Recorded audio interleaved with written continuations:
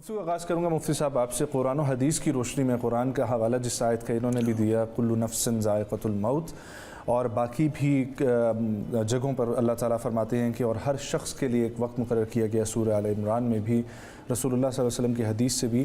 कुरान और हदीस की रोशनी में ज़रा समझाइएगा हमें मौत की हकीकत।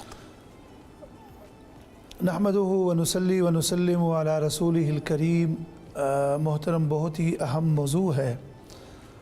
आखिरत का जो एक तसव्वुर है वो यूँ समझ लीजिएगा कि उसका ख़ुलासा ये है कि जवाबदही का एक तसव्वुर है, यानी आखिरत का तसव्वुर, जवाबदही का एक तसव्वुर।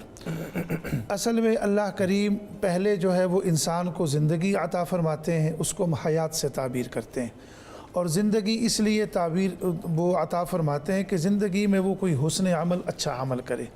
और ज़िंदगी के बाद अल्लाह करीम जो है वो फिर उस पर मौत को तारी कर देते हैं। अल्लज़ी खलक़ल मौता वल हयाता लियब्लुवकुम अय्युकुम अहसनु अमला। अगरचे यहाँ मौत को पहले ज़िक्र किया गया, वो अहले इल्म फरमाते हैं कि मौत एक अटल हकीकत का नाम है, तो इसलिए उसको पहले बयान किया गया। वरना अव्वलन तो ज़िंदगी है, हयात है, और उसके बाद फिर मौत है। मौत जब अल्लाह करीम किसी इंसान के ऊपर जब तारी फरमा देते हैं तो मौत के लिए अल्लाह करीम ने मलाइका रखे हुए हैं। ये जो मलाइका है, मेरे मोहतरम, एक इल्मी बात सामीन से अर्ज़ कर दूँ, ये मलक से है, और मलक जो है वो अरबी में बादशाह को बोलते हैं। बादशाह जो है वो अपने मुल्क के जिस हिस्से में भी जाता है उससे किसी से इजाज़त लेने की ज़रूरत नहीं होती। ऐसे ही मलाइका जब मेरे और आपके घर आते हैं तो उनको भी इजाज़त लेने की ज़रूरत नहीं है।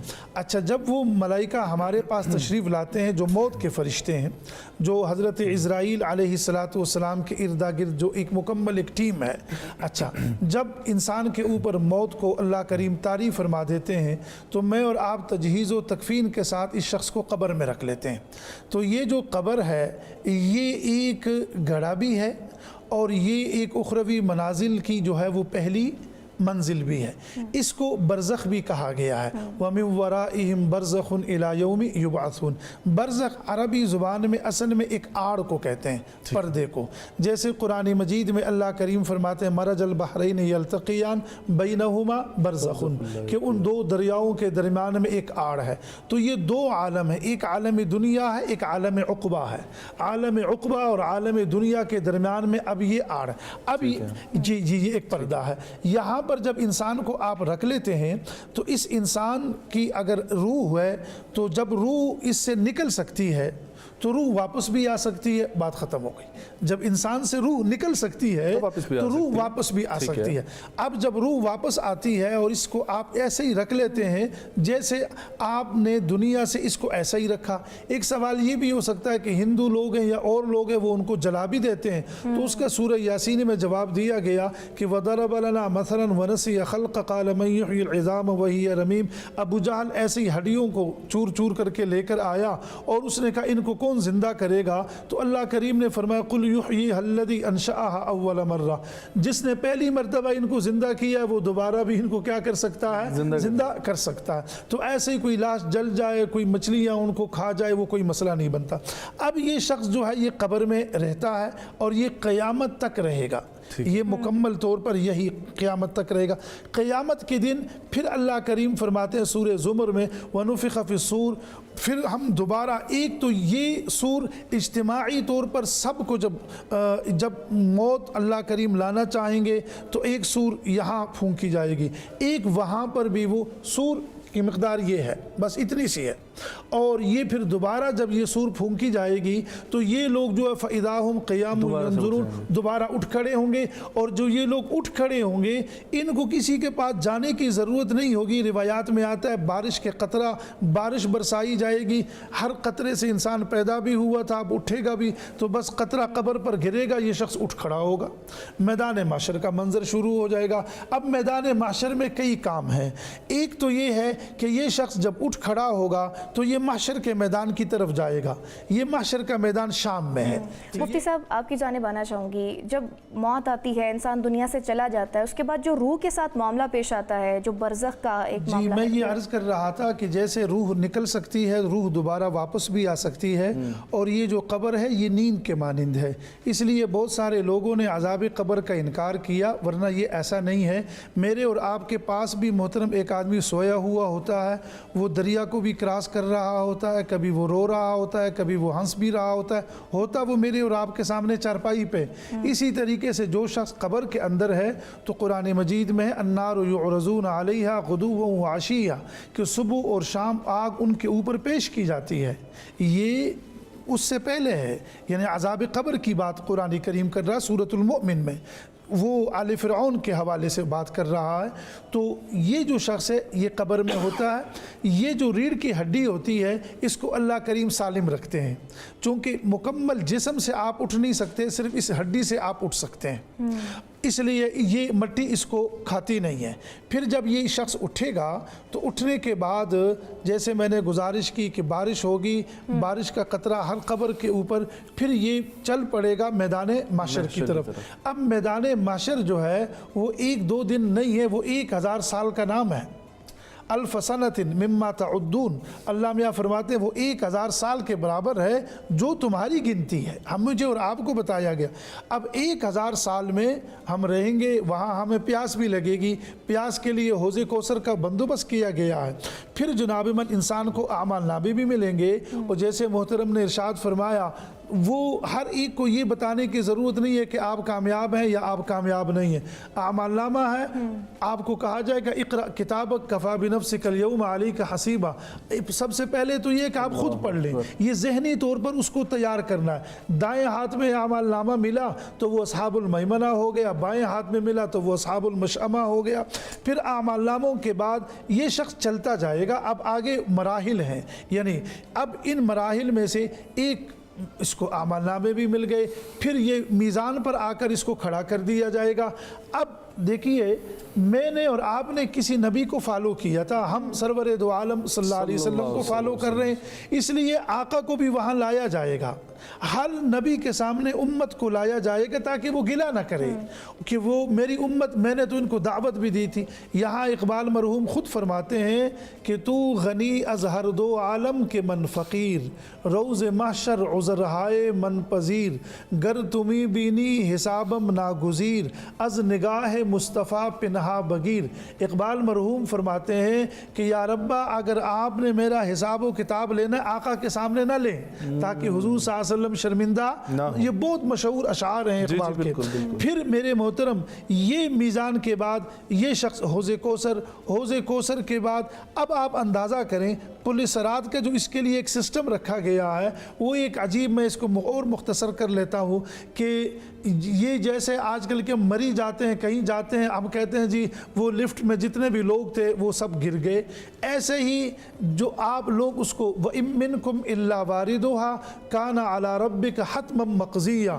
تمام انبیاء اولیاء ہر ایک نے اسی سے گزرنا ہے. اہل بیت بھی, مجھے اور آپ کو کہا جائے گا کہ نگاہوں کو نیچے رکھو, آل محمد کا گزر ہے. یہ جناب من تمام لوگ اس پر گزریں گے. جس کی رسی ٹوٹ گئی وہ نیچے جہنم میں چلا جائے گا, اور جو پار ہو گیا تو سامنے جنت ہے. جب وہ جنت میں چلا جائے گا تو پھر جنت میں دیدار الہی ہے. پھر یہ جنت اور جہنم کے درمیان میں ایک دیوار بھی ہے جو قرآن مجید میں ہم اس کو اعراف کہتے ہیں.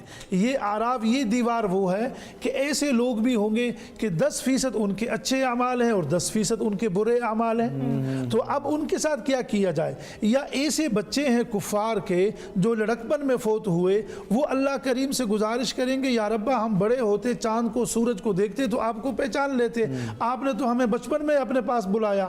تو یہ جو لوگ ہوں گے جو اس فصیل میں کھڑے ہوں گے, پھر اللہ کریم ان کے بارے میں فیصلہ فرمائیں گے, چلو ان کو بھی کس میں لے آؤ, جنت میں لے کر آؤ. پھر جب جنت میں اندر جائیں گے پھر اس میں اور بھی بہت سارے اعمال ہیں, ان میں سے پھر ایک دیدار الہی بھی ہے. یہ دیدار الہی جنتیوں کے لیے ایک بڑا ایک سرپرائز اللہ کریم جو ہے وہ ان کو دینا چاہیں گے. اس کے بعد پھر وہ ابدی زندگی ہے جس میں وہ لوگ رہیں گے. یہ ایک اخروی مناظر کا ایک معمولی سا نقشہ جو میں نے سامعین اور سامعات کے سامنے رکھا. بہت خوب، بہت خوب، بہت اچھے طریقے سے آپ نے پیش کیا. مفتی صاحب یہی موضوع آپ کی طرف لے کے آنا چاہیں گے، بندہ مومن کی جو شخصیت کے خد و خال ہے، جو صفات ہے مومن کی، وہ بیان کیجیے گا.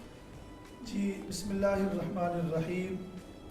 ایک تو محترمہ بندہ مومن کی جو شخصیت سازی ہے وہ سورۃ العصر کے اندر اللہ کریم بیان فرماتے ہیں، والعصر ان الانسان لفی خسر الا الذین آمنوا وعملوا الصالحات وتواصوا بالحق وتواصوا بالصبر. یہاں 4 مرکزی مضامین کو اللہ کریم نے بیان فرمایا. ایمان وہ اس کا انفرادی عمل ہے، اور ایمان کے بعد اجتماعی عمل جو ہے وہ عمل صالح ہے، یعنی اعمال صالحہ، نیک اعمال. اور نیک اعمال میں تواصی بالحق ہے، اور پھر حق کا کام جب بندہ کرتا ہے تو کچھ رد عمل کا بھی سامنے وہ رد عمل بھی پیش ہوتا ہے، تو پھر تواصی بالصبر ہے. اسی طریقے سے کئی قرآن مجید میں اور کئی جگہوں پر اس کو اللہ کریم نے بیان فرمایا. مثلا سورۃ الفرقان کو آپ لے لیں، وعباد الرحمن الذین یمشون علی الارض ہونا.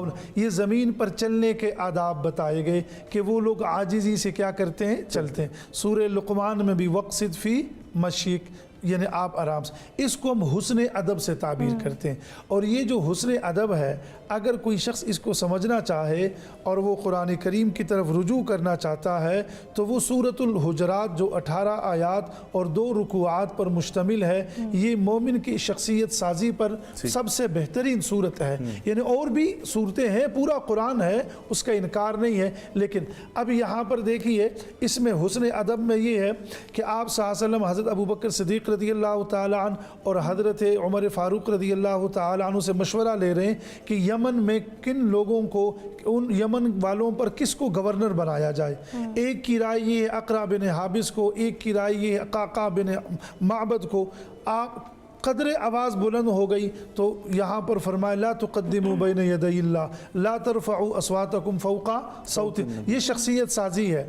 اب حضرت عمر گھر بیٹھ گئے کہ، اور پھر ہم اس کے بعد ہمیشہ کے لیے حضرت عمر سے پوچھنا پڑتا تھا کہ آپ کیا کہہ رہے ہیں. ایک صحابی اور ہے ذرا والیوم تیز ہے، وہ گھر بیٹھ گئے، اب آ نہیں رہے. آقا نے فرمایا وہ قدرتی طور پر ان کی آواز تیز ہے، ان کو آنے دو.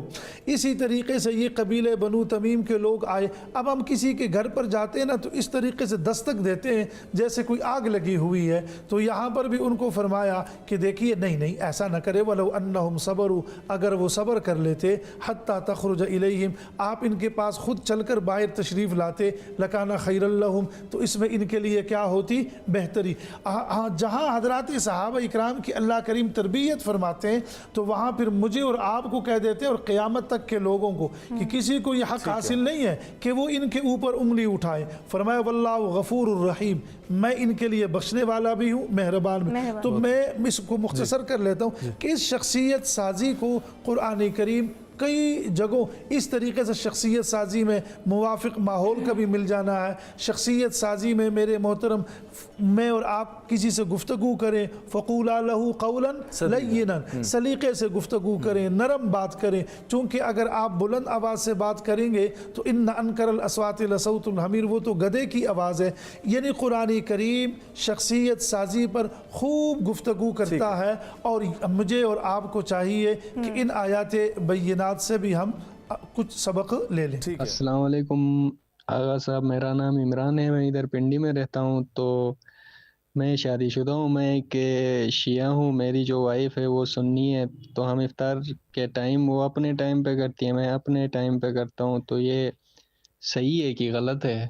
اور ہمارے ہاں میرے گھر میں بھی کوئی ایسا ہی سسٹم ہے، تو ہم نے تو کیا ہوا ہے کہ بس ساتھ کھول لیتے ہیں، ٹھیک ہے، اور کبھی ان کے وقت کے مطابق میں کھول لیتا ہوں، کبھی 5-5 منٹ کی قربانی دے کے درمیان میں دونوں آگے کھول لیتے ہیں. مطلب یہ ہے کہ اپنے گھر میں سکون کو آپ بس سکون کو رکھیں. اگلا سوال سنائیے گا.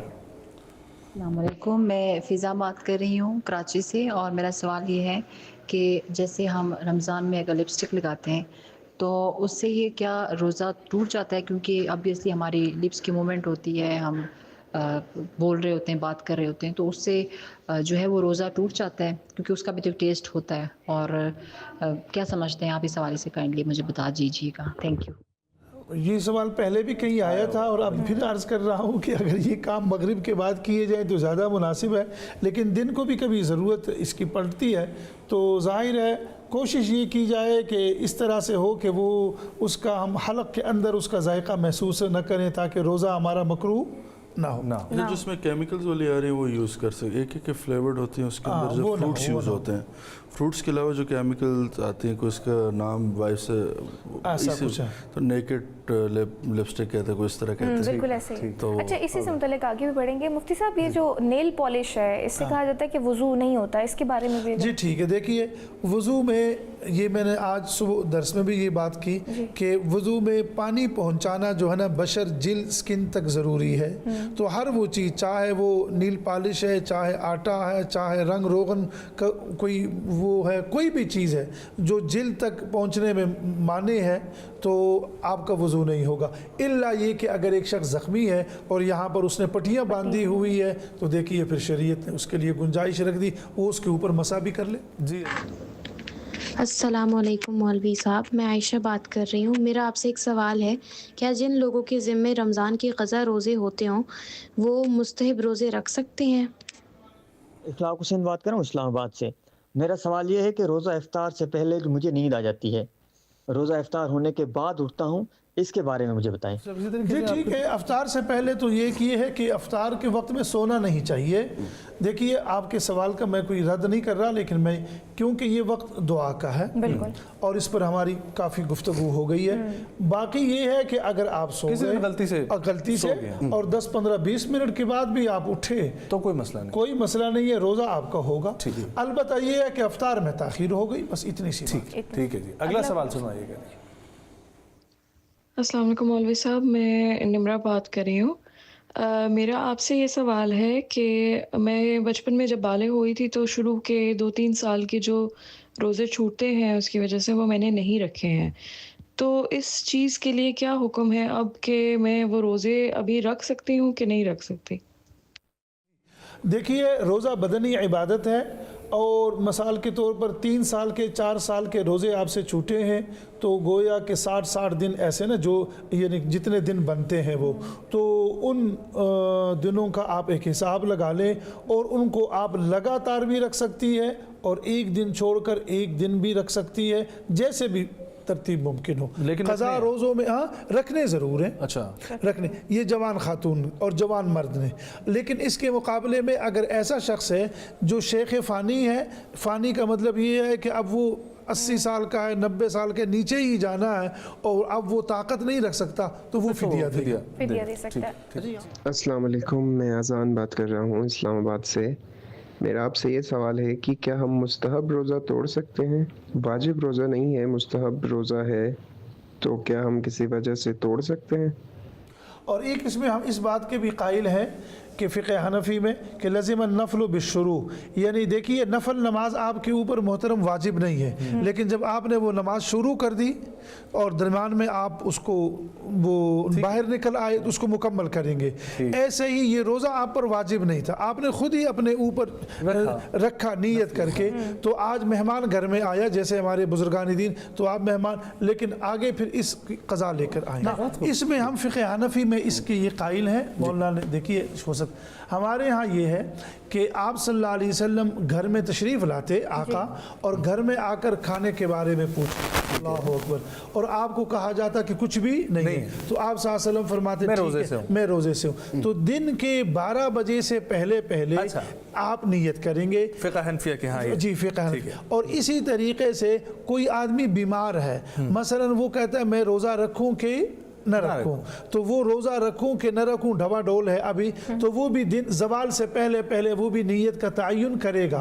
اور اسی طریقے سے کوئی آدمی مسافر ہے، اس میں کئی لوگ آتے ہیں اور وہ حالت سفر میں وہ کہتا ہے سفر تو بہت شاندار ہے تو روزے کو توڑ دیتا ہوں، سفر تو بہت، تو وہ بھی اس کے پاس دونوں آپشن ہے نا، روزہ رکھنا بھی ہے اور نہیں رکھنا بھی، تو وہ بھی دن کے 12 بجے سے پہلے تعین کرے گا. السلام علیکم جی، میں قربان بول رہا ہوں پتوں کی سے، اور میرا علماء سے یہ سوال ہے کہ جو نماز اور روزے کے لیے نیت کی جاتی ہے، یہ عربی میں کرنا ضروری ہے یا بول کے الفاظ سے نیت کرنا ضروری ہے، یا دل میں یا ذہن میں بندہ جب نیت کر لیتا ہے تو وہی نیت جو ہے وہ کافی ہوتی ہے؟